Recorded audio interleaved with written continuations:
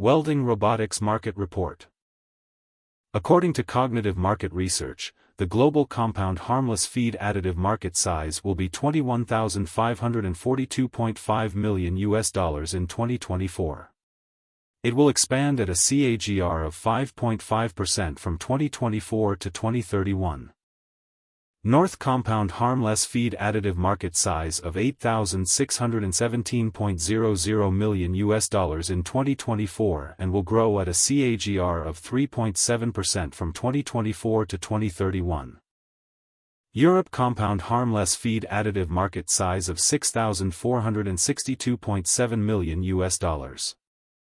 Asia Pacific compound harmless feed additive market size of $4,954.78 million in 2024 and will grow at a CAGR of 7.5% from 2024 to 2031.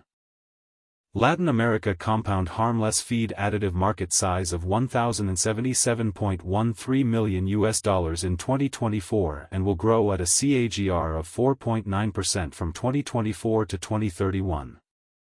Middle East and Africa compound harmless feed additive market size of $430.85 million in 2024 and will grow at a CAGR of 5.2% from 2024 to 2031.